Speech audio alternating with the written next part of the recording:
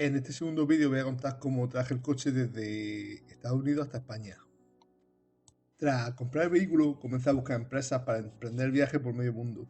En estos momentos tenía el coche en Orlando, Florida, y había enviado dinero a una persona que ni conocía, que jamás nos veríamos. Aparte de los nervios de comprarme el trueno, recuerdo esos días con bastante nervios por no saber nada. Lo primero fue encontrar una empresa que lo llevara desde Orlando, desde el vendedor, hasta el puerto de Miami. Eran 235 millas por carretera. Mientras iba la grúa a recoger el coche, imaginar los nervios. ¿Existía el coche? ¿No existía el coche? ¿Estaba completo? ¿Le habían quitado piezas? ¿No funcionaría? ¿El vendedor no estaba ahí? Buah, mil dudas tenía en ese momento.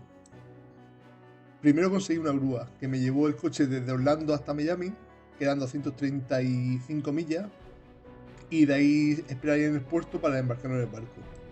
El coche estuvo en el almacén hasta el 31 de diciembre, que salió para España. Con la Marine Traffic iba siguiendo en tiempo real el barco que había contratado para traerlo hasta aquí. Podemos ver todo el camino. Luego, al llegar a España, en vez de tirar para Valencia, tiró para Italia, luego Barcelona y al final volvió hacia Valencia.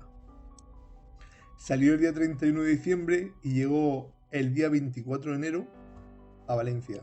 Y hay una grúa hasta casa.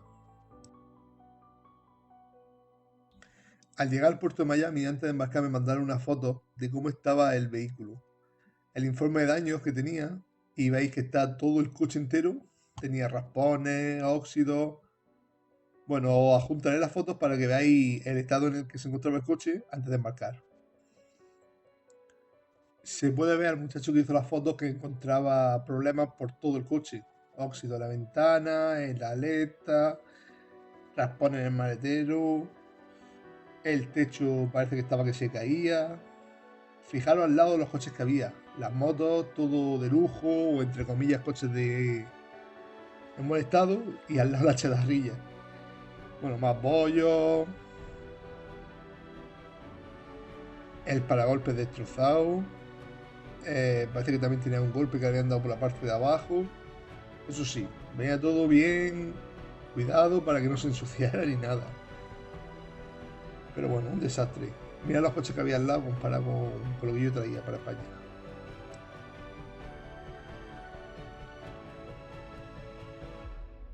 Realmente estas son las primeras fotos que yo vi del vehículo, ya en mi poder.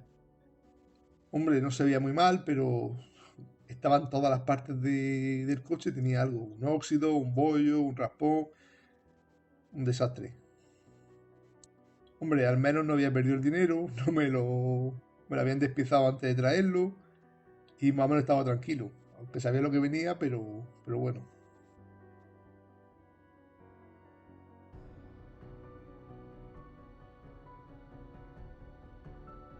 Aquí se ve que falta el tirante que me dijo la vendedora, le faltaba.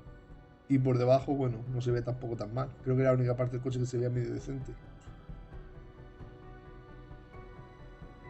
Los asientos venían bien cubiertos, el volante bien protegido. Yo creo que era más bien para no tener que tocar nada del vehículo, porque venía hecho un Cristo.